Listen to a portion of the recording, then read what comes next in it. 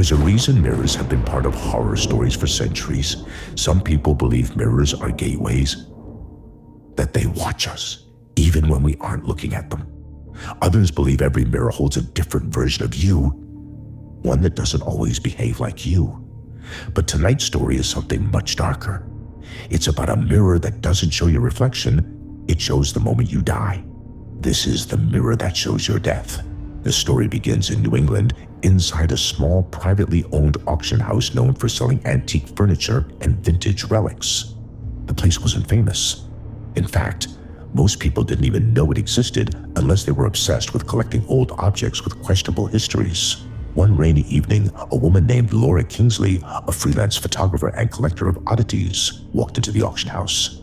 She was in her late 20s, loved traveling, and had a fascination for abandoned places, forgotten buildings, and anything haunted. She didn't believe in ghosts, but she loved the thrill of pretending she did. On that particular night, the auctioneer introduced a strange new item, a 9-foot-tall Victorian mirror framed in blackened wood, carved with symbols no one recognized. The auctioneer cleared his throat and spoke hesitantly. This piece comes from the estate of the late Harrison Wex. You may know him as the historian who vanished last year. His family insisted we remove this object from the house immediately. The audience murmured, but Laura felt a strange chill the moment she saw the mirror. Not fear, but fascination. The auctioneer continued. Before he disappeared, Mr. Wex believed this mirror was cursed. He wrote, according to his journals, that staring into it for too long would reveal something you are not meant to see. The room grew quiet. Laura remembered hearing about Harrison Wex.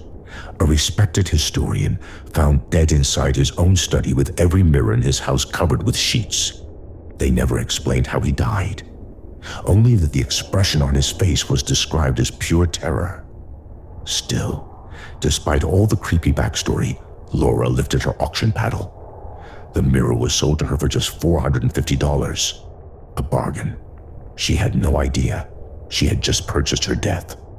Laura transported the mirror to her apartment, a loft-style unit on the 14th floor overlooking the city. She placed the mirror against the living room wall and stepped back to admire it. The frame's carvings looked almost alive in the dim light. The glass was spotless, too spotless for something supposedly over a century old. When she took her first picture of it with her camera, the flash malfunctioned. The screen turned white. She frowned, lowered her camera, and looked at the mirror again. Her reflection was there, but something felt off. Her reflection seemed slightly out of sync. Not delayed, just not matching her expression perfectly. She blinked. Her reflection blinked a fraction too late. A small shiver crawled across her arms. She convinced herself she was tired, maybe imagining things after a long day.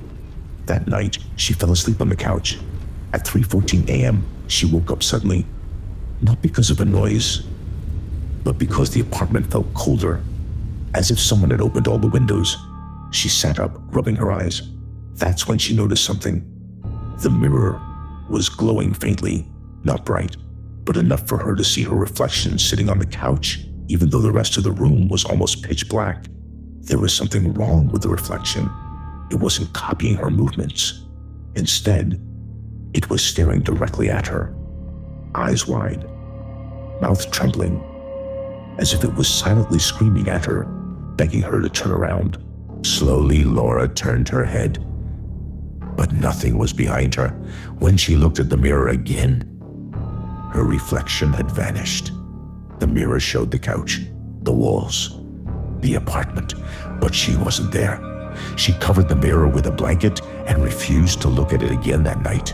The next morning, trying to convince herself it was just a weird dream, Laura set up her video camera facing the mirror. She pressed record and went to work. Late that evening, she returned home and reviewed the footage. At first, the recording looked normal, but 2 hours in, the screen flickered, and she saw something, a figure, standing in the reflection of the room. Even though the room itself was empty, the figure was tall, impossibly thin, and its face was shrouded in darkness, but its eyes, the eyes glowed like dying embers. The figure slowly approached the camera in the reflection, but the real-world camera didn't detect anything. It was only visible in the mirror at timestamp 0314. 2-2, the figure leaned close to the reflected camera and whispered something. The microphone didn't catch it, but Laura could read its lips. It said, "Not yet." She slammed her laptop shut and backed away. Her heart pounded so hard she could hear it in her ears. She called her best friend, Megan, and asked if she could visit. Megan arrived within an hour. She was skeptical but supportive. The two sat across from the mirror, the blanket pulled aside, staring at their reflections. Nothing strange happened.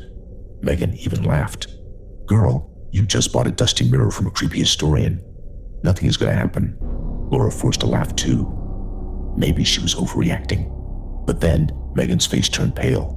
"Laura," she whispered, "why is your reflection crying?" Laura froze. She turned slowly and looked at the mirror.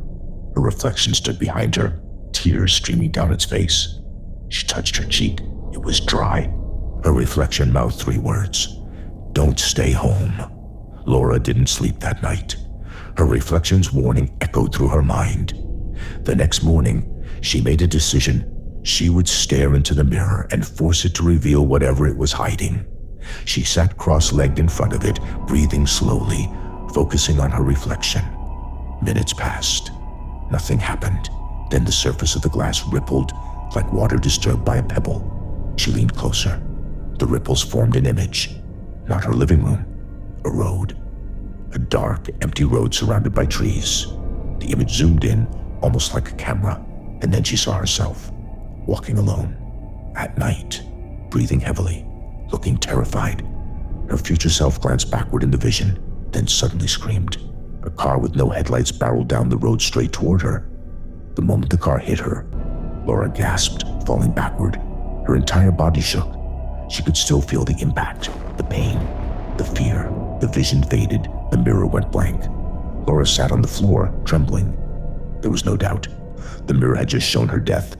She packed a suitcase that same hour, booked a hotel room, left her apartment without looking at the mirror again.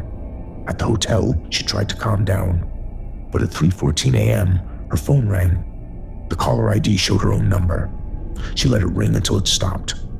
The next morning, the hotel staff told her, "Man, someone left a package for you." It was a rectangular object wrapped in brown paper. Her chest tightened. She unwrapped it slowly. It was the mirror. The same exact mirror. The same carvings. The same cold frame. She checked out immediately and drove 3 hours away to stay with an old college friend, David. She explained everything. He didn't believe it, so she told him to stare into the mirror himself. He smirked. "Sure, let's see what this thing's got." He leaned forward, stared into the glass. For about 30 seconds, nothing. Then David's face drained of color. His reflection turned its head and stared at him with eyes filled with hatred.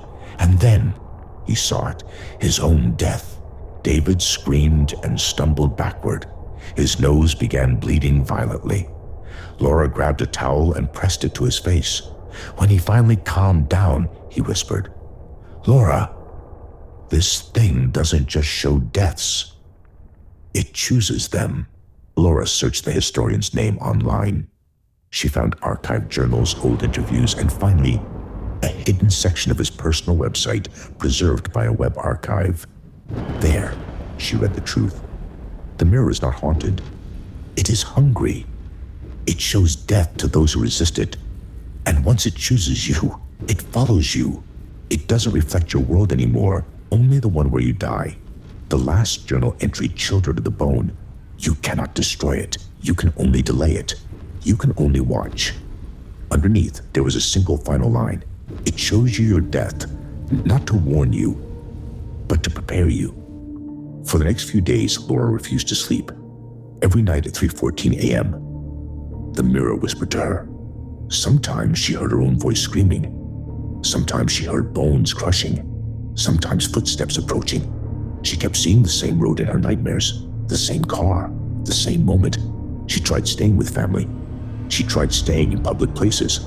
But no matter where she went, the mirror appeared.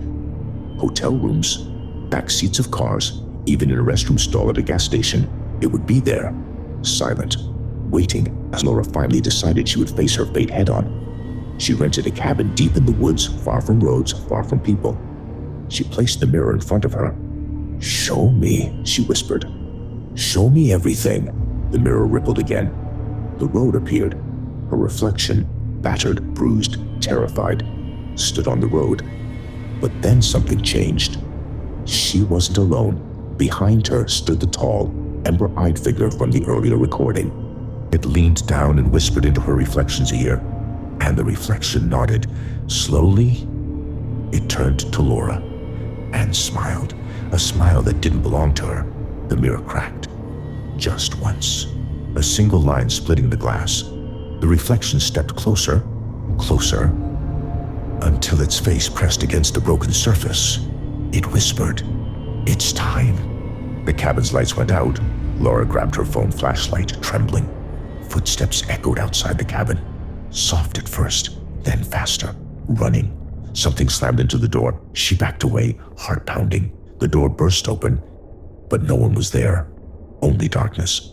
She lifted her light and saw a road. A dark, empty road inside her cabin, like the world had been replaced by the reflection's vision. Her breath quickened. She turned around. Headlights, blinding, silent headlights. She screamed.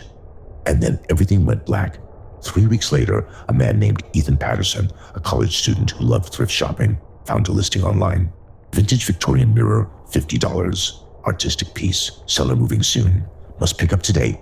He thought it was a bargain. He placed the mirror in his dorm room. That night, as he walked past it, he noticed something strange. His reflection was smiling, even though he wasn't.